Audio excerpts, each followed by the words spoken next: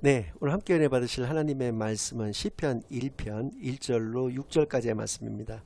구약성경 805쪽에 있는 시편 1편 1절로 6절까지의 말씀을 제가 봉독해 올려드리겠습니다. 복 있는 사람은 악인들의 꾀를 따르지 아니하며 죄인들의 길에 서지 아니하며 오만한 자들의 자리에 앉지 아니하고 오직 여호와의 율법을 즐거워하여 그의 율법을 주야로 묵상하는도다. 그는 시냇가에 심은 나무가 철을 따라 열매를 맺으며 그 잎사귀가 마르지 아니함 같으니 그가 하는 모든 일이 다 형통하리로다. 악인들은 그렇지 아니하며 오직 바람에 나는 겨와 같도다.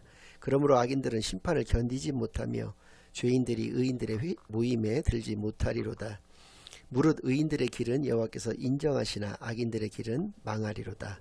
아멘. 하나님 아버지 감사드립니다. 오늘도 귀한 주일로 귀한 교회로 귀한 예배로 인도하여 주시는 날을 진정으로 감사드립니다. 지금 이 시간 저희들이 지난 한 주일간 지었던 모든 죄악을 예수 그리스도의 십자가 아래 다 내려놓고 오직 저희들의 온 영과 진리를 다하여 하나님께만 드려지는 예배를 통하여 하나님께서만 영광 받으시는 은혜의 시간으로 이 시간을 인도하여 주시옵소서. 모든 것을 감사드리오며 예수 그리스도의 이름으로 기도드리옵나이다. 아멘. 네, 오늘은 나무와 겨라는 제목을 가지고 오늘 본문 말씀을 중심으로 하나님의 말씀을 증가하겠습니다. 이번 주일부터 총 3주일간에 걸쳐서 시편의 말씀을 통한 하나님의 은혜를 여러분들과 함께 나누는 귀한 시간들을 갖겠습니다. 시편 1편은 이번이 처음 여러분들에게 소개를 해드리는 그런 말씀이 아닙니다. 여러 설교 시간에 이 말씀을 많이 인용을 했을 뿐만 아니라 이 말씀 자체로도 설교를 한번 드린 적이 있었던 그런 말씀인데도 불구하고 다시금 시편의 시간에 이르러서 1편을 다시금 여러분들과 함께 상고하고자 하는 이유는 그만큼 이 말씀이 중요한 말씀이 되는 것이기 때문에 그렇습니다. 시편 전체의 주제가 되는 것이 바로 이 시편 1편이다 라고 얘기를 할 수가 있고요. 특별히 첫 단어 복 있는 사람은 이라고 하는 이 말씀이 굉장히 중요한 의미를 가지고 있는데, 즉 시편 1편은 복 있는 사람과 복 없는 사람은 어떠한 사람이고 그 이유는 무엇인지에 대해서 우리에게 분명히 말씀해 주시는 그러한 성경이기 때문에 그렇습니다. 즉 우리는 복 있는 사람으로서 이 땅 가운데에서 살아가야 될 그런 존재인데 그것이 어떤 모습을 가지는 것인가에 대해서 너무나도 잘 말씀해 주시는 성경, 그것이 바로 시편 1편인 것을 분명히 기억하는 시간만이 되시기를 바라겠고요. 특별히 신약 성경 가운데 은혜라고 하는 단어가 많이 등장을 하고 있는데 이 복과 은혜는 맞닿아 있는 말씀입니다. 그러니까 동의어라고 볼 수도 있는 것이, 은혜를 세 단어로 정의를 내린다고 한다면 자격 없는 내가 위로부터 값없이 받는 것이 바로 은혜라고 하는 것입니다. 복도 마찬가지죠. 죄인인 내가 하나님으로부터 받는 선물, 그것이 바로 복이라는 것입니다. 그러니까 은혜와 복은 분명히 우리에게 주시는 그런 분이 계시다는 것이고 우리는 그것을 받는 존재라고 하는 것을 이 정의를 통해서도 우리가 분명히 알 수가 있다라고 하는 것인데요. 그렇다면 이 복은 무엇으로부터 기인하는가 라고 하는 것을 2절 말씀을 통해서 우리에게 분명히 말씀하여 주고 계십니다. 오직 여호와의 율법을 즐거워하여 그의 율법을 주야로 묵상하는도다 라고 분명히 말씀해 주셨습니다. 하나님의 말씀 가운데 사는 삶을 복 있는 사람이라고 분명히 말씀을 해주셨다는 것이죠. 말씀 가운데 사는 삶을 다른 표현으로 얘기를 한다면 하나님과 함께 동행하며 살아가는 삶이라고 말씀을 드릴 수가 있는데, 이러한 사람만이 복 있는 사람이 된다라고 하는 것입니다. 그리고 이러한 사람은 어떠한 사람이냐, 마치 비유를 하자면 시냇가에 심은 나무와 같은 사람이다라고 분명히 말씀해 주셨습니다. 시냇가에 심은 나무라고 하면 우리가 떠오르는 이미지는 푸르름이 먼저 떠오를 것입니다. 언제나 시냇가에 심은 나무이기 때문에 언제나 푸르를 것이고요, 언제나 풍성한 열매를 맺을 것이라는 것이죠. 이 푸르름과 열매를 다른 표현으로 말씀을 드린다면 언제나 영육간의 건강한 가운데에서 제 기능을 다하면서 살아가는 그 사람이 바로 복 있는 사람이라고 하는 것을 이 비유의 말씀을 통해서 우리로 하여금 분명히 알게 해주시는 것입니다. 그리고 이와 대비되는 표현으로서 악인들은 바람에 나는 겨와 같다라고 분명히 말씀하여 주셨습니다. 바람에 나는 겨, 흩어져서 어디로 갔는지조차 모르는 그러한 삶을 살아갈 수밖에 없는 것. 이 땅 가운데서 살기는 분명히 살았지만 그 흔적조차도 남지 않는 그러한 삶이 바로 악인들의 삶, 즉 복 없는 사람의 삶인 것을 분명히 말씀하여 주시는 성경이 바로 시편 1편인 것을 이 말씀 가운데서 분명히 깨닫게 되는 시간만이 되기를 바랍니다. 아브라함과 롯을 보면 분명히 알 수가 있죠. 아브라함은 그가 어떠한 곳에 살고 있었던지 간에 그런 복 있는 사람이었습니다. 그가 광야에서 살고 있었을 때도 마찬가지였고요. 그러나 반면에 조카 롯은 자기의 선택에 의해서 소돔성이라고 하는 당시에 굉장히 화려한 그런 도시에서 그런 생활을 했었습니다. 그러나 관영된 그 죄악으로 말미암아서 소돔과 고모라를 포함해서 5개 성이 하나님의 유황불의 심판을 받았을 때 두 딸과 함께 허겁지겁 도망을 나올 수밖에 없었고, 물론 그 딸들과도 근친상간에 죄를 짓게 되는 그런 결과를 가지게 되었지만, 방금 전에 말씀드렸다시피 소돔과 고모라성 등이 하나님의 그들의 죄악이 관영됨에 따라서 하나님의 심판으로 멸망됐다고 말씀을 드렸지만, 아브라함의 입술을 빌려서 표현을 그대로 정확하게 한다면은 의인 10명이 없어서 멸망을 했던 것입니다. 그러나 저는 감히 여러분들에게 단언을 하건대 의인 10명은 고사하고 의인 단 한 사람도 없었기 때문에 소돔과 고모라 성은 멸망할 수밖에 없었다는 것을 분명히 말씀을 드립니다. 왜냐하면 하나님은 거기 그 땅에 아브라함이 만약에 살았다라고 한다면 소돔과 고모라 성을 멸망시키지 않으셨을 거기 때문에 그렇다는 것입니다. 아무튼 단 한 사람의 의인조차도 남아있지 않았던 그 땅은 하나님의 심판을 받을 수밖에 없었고, 어느 곳에 어떤 척박한 환경 가운데에서도 복 있는 사람은 하나님이 그에게 허락하신 그 은혜 가운데에서 풍성한 삶을 살아갈 수밖에 없다는 것을 시편 1편 우리에게 분명히 말씀하여 주시는 성경인 것이죠. 제가 1절에서부터 6절까지의 말씀을 다시 한번 봉독해 올려드리겠습니다. 복 있는 사람은 악인들의 꾀를 따르지 아니하고 죄인들의 길에 서지 아니하며 오만한 자들의 자리에 앉지 아니하고 오직 여호와의 율법을 즐거워하여 그의 율법을 주야로 묵상하는도다. 여러분들께서는 복 있는 사람의 결과적인 모습이 악의 길에, 죄의 길에, 오만한 자의 그 길에 서지 않는다라고 생각하실 수도 있겠습니다.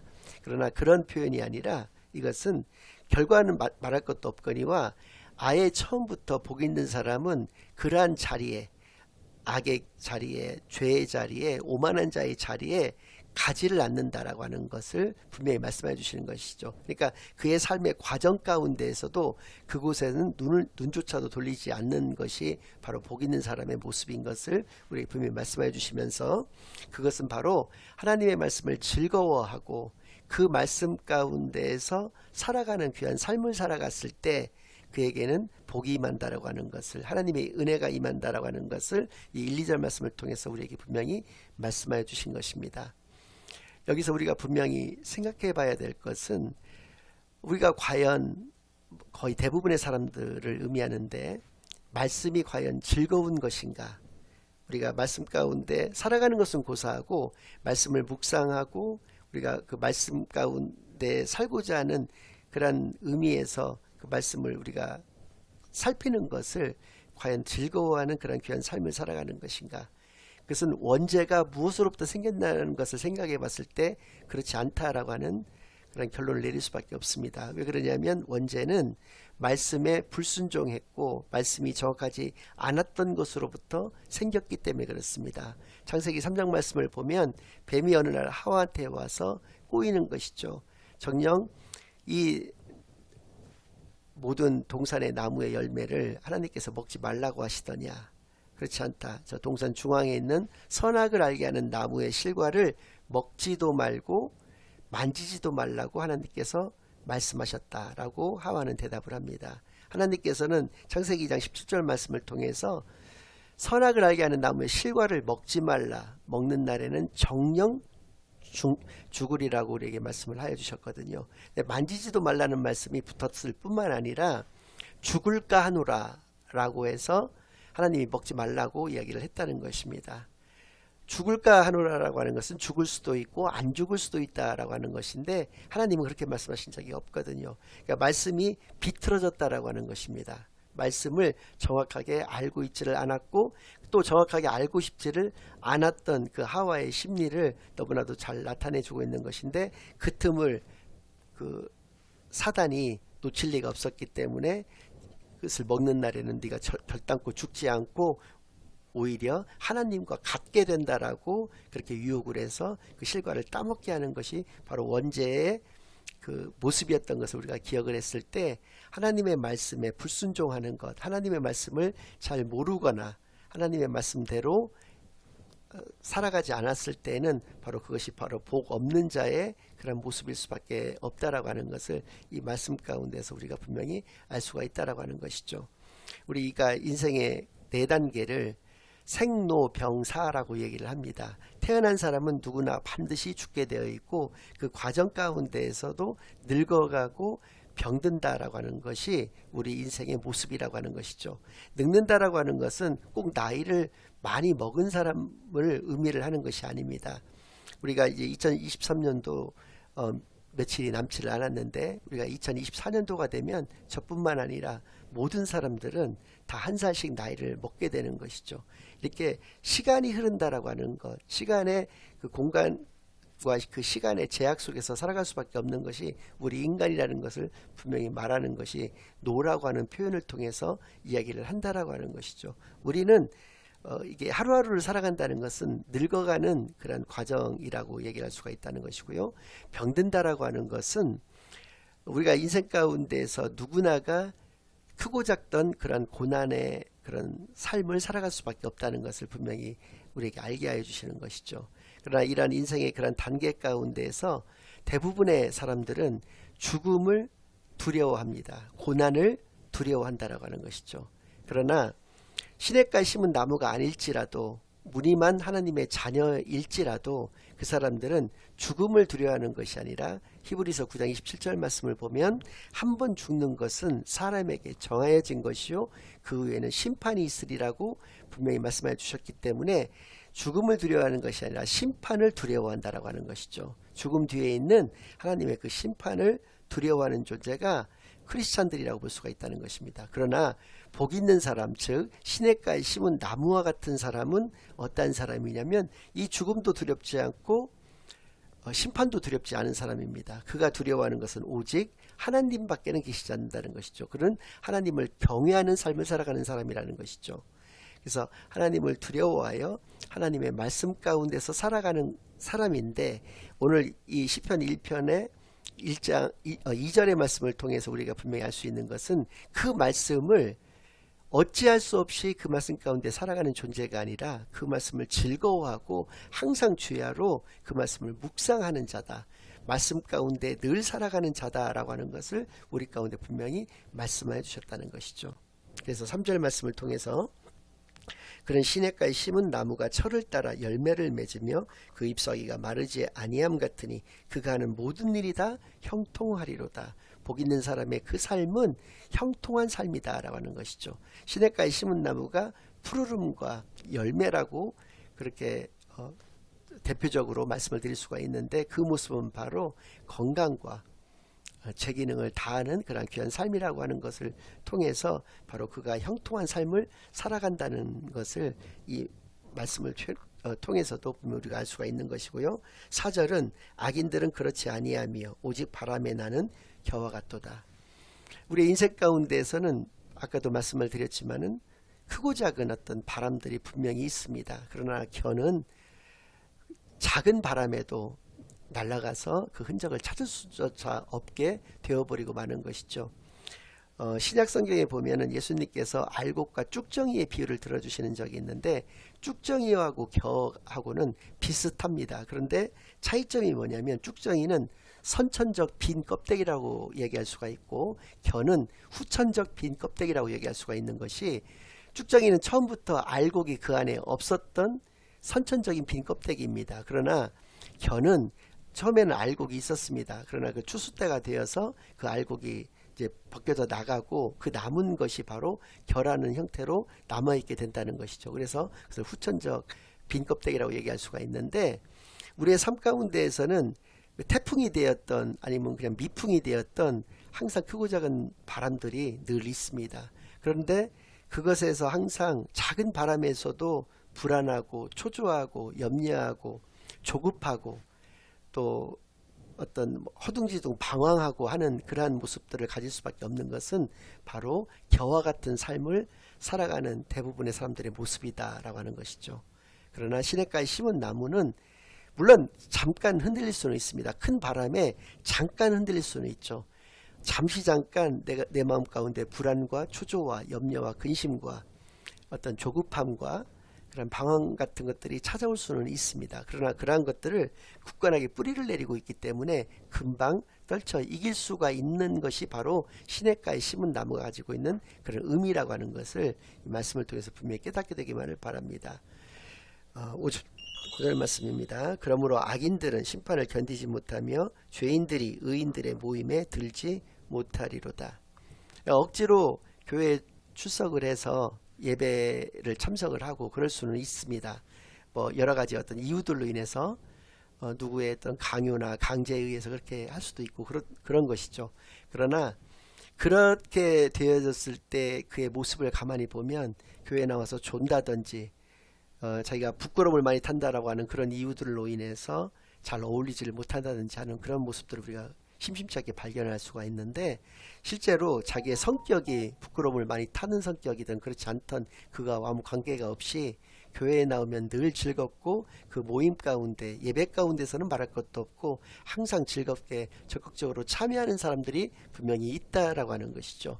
그는 바로 복 있는 사람, 즉 시냇가에 심은 나무와 같은 사람이라고 하는 것을 이 말씀을 통해서 분명히 깨닫게 되기만을 바라겠고요. 6절 무릇 의인들의 길은 여호와께서 인정하시나 악인들의 길은 망하리로다. 결과적으로 이렇게 된다라고 하는 것이죠. 하나님께서 의인들의 길은 인정하여 주시고 악인들의 길은 망하게 하시는 것이 바로 하나님의 심판인 것을 이 말씀을 통해서 분명히 깨닫게 되기만을 바랍니다. 우리가 말씀 가운데 분명히 말씀을 드렸습니다. 우리의 원죄도 말씀을 무시하는 데서 생겨진 그런 결과, 무서운 그런 결과였다는 것을 분명히 말씀을 드렸는데, 말씀 가운데 살아가서 영생의 복을 누렸던 그 사람을 우리가 분명히 알고 있는 것인데, 그것은 바로 1세대 출애굽한 이스라엘 민족들은 전원이 광야 40년의 기간 동안에 광야에서 모두 다 모세를 포함해서 다 죽임을 맞이하게 될 수밖에 없었습니다. 그러나 가데스 바네아에서 바로 가나안 땅을 목전에 두고 12명의 정탐꾼을 보냈었는데, 이 땅이 우리에게 주신, 하나님께서 우리에게 주시는 그러한 땅이다라고, 바로 지금 들어가야 된다라고 말씀에 의지해서 보고를 드렸던 여호수아와 갈렙 두 사람은 제2세대 이스라엘 민족의 지도자가 되어서 가나안 땅을 들어갔던 것을 분명히 기억하는 시간만이 되기를 바랍니다.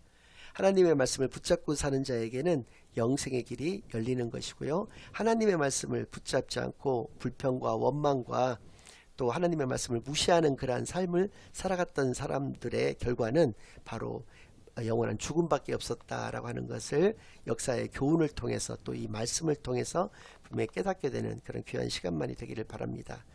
분명히 시편 1편을 통해서 나무의 시냇가에 심은 나무와 같은 그러한 신앙을 가진 사람이 있다는 것을 우리에게 말씀하여 주셨고, 바람에 나는 겨와 같은 그런 신앙을 가진 사람이 있다는 것을 우리에게 분명히 말씀하여 주셨습니다.